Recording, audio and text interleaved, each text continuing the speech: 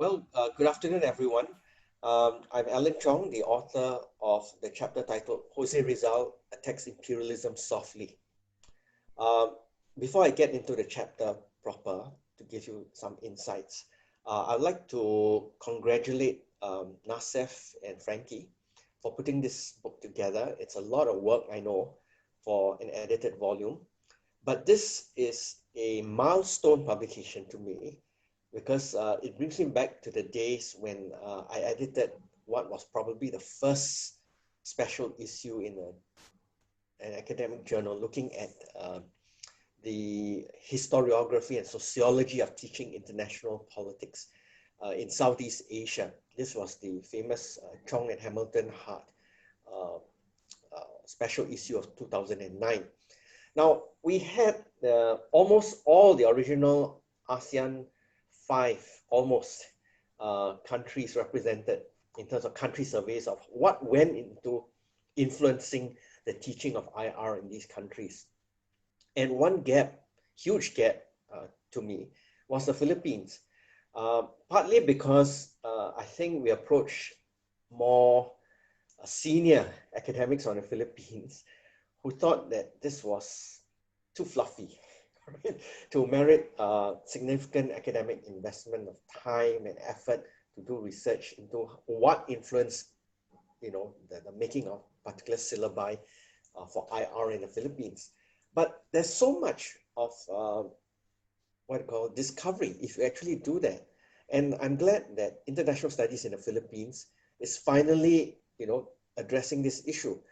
And this is truly the awakening of the Asia Pacific or Indo-Pacific, if you prefer, because we need to know how we teach IR and how we are shaping the minds of present and future generations. All right, in terms of how they understand the international. So it is as much about roots, your own roots, the roots of all Asians, the roots of trans-Asia. Okay, and I'm glad this volume tries to speak beyond just the Philippines, although it has to focus definitely, given its title, on the Philippines itself. Secondly, I also want to congratulate both editors for, in a sense, showing that this is an attempt at critical theory. All right. Now, when I teach critical theory, I've often had to apologize to my audience to say that, more than 50% of the authors in a course like that, titled Critical Theory in IR, has to be Western. I don't want to continue apologizing like this forever. And I'm glad that many of the selections represented in this book actually burnish these credentials. There is critical IR thinking from Asia, especially in this case, Philippines. All right. Now, my chapter, without going deep into my intellectual journey of discovery of José Rizal's political thought, it suffices to say that I was influenced by a number of Filipino friends, including the present company in this book, to actually explore what José Rizal's political thought meant in terms of this wider Asian mosaic of decolonization. All right. And I've deliberately given this strange title because José Rizal is not an easy read. Now, Asia suffered massively from colonialism. And as I've highlighted in the chapter, imperialism / colonialism fundamentally is an exploitative political and economic scheme. And in the course of this exploitation, it leaves a lot of mental, psychological, if you prefer, intellectual scars that are with us today. And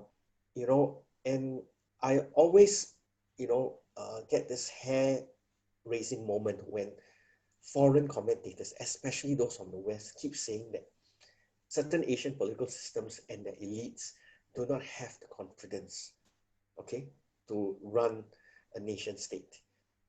This is a terrible indictment that echoes from the colonial days. All right. So the beauty of Rizal's thought is that he calls attention to the fact that this violence that the colonial authorities perpetrated to consolidate the colonial order in places like the Philippines meant that you have to degrade the dignity of the local inhabitants, the natives, all right, in all manner. It's not just in terms of economic discrimination, political discrimination. It is also about the deliberate miseducation, something which another chapter, I believe it's by Erickson Kalata, picks up on. This miseducation of the local people, just so that they are not given any inspiration to revolt against the colonial order.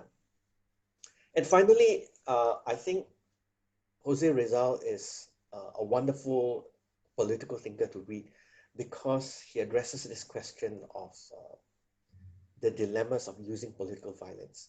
I know some of you will say this veers somewhat away from the familiar understanding of the international.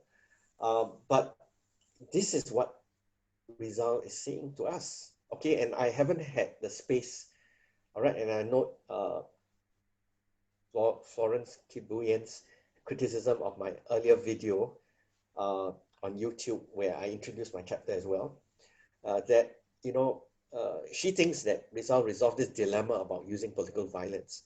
Whereas my reading purely of Rizal's two big novels, Noli Me Tangere and El Filibusterismo, suggests that this dilemma is deliberately left there to stand in both novels. Why? The colonials use violence to degrade the dignity of the native inhabitants and to perpetrate violence to miseducation. When we, the natives, the Asians, take over the colonial state and give ourselves the label post-colonial, are we above resorting to those same, evil, between inverted commas, methods of violence? All right. If you look across Asia today, the record is not completely reassuring. Neither is it completely pessimistic. There are strands of hope when we read some of our nationalist forebears, like José Rizal. He argues that violence is everywhere in politics. And in both novels, again, you have to read the chapter to look at the fine detail, is widely available to both the subjugated as well as the superiors, the colonial superiors, and even the church, the imported Spanish Catholic Church was riddled with temptations towards violence. And it was the mission of Rizal, as far as I can discern it from the two novels, to disabuse his readers of the fact that, you need to counter violence with violence. That seems to be the nationalist narrative across much of Asia. But in Rizal's writings, insofar I've discerned it strictly from his two huge novels, it is a warning, not just to his fellow compatriots, that you have to be careful about using violence because you're going to leave this temptation to use it again and again to the point where it debases your original political ideals. All right. So I think the beauty about Rizal attacking imperialism softly in this dilemmatic manner, meaning it's full of dilemmas at every level, is to invite us to think about what it means to be modern Asia today. Have we gone past the idea that violence has to be constitutionalized so that when the people misbehave, we take it out like a whip, or like a rod of punishment to discipline the masses? And then if you do that, you have to bear in mind, was this not the way your recent colonial masters did it as well? And in that sense, are you no better?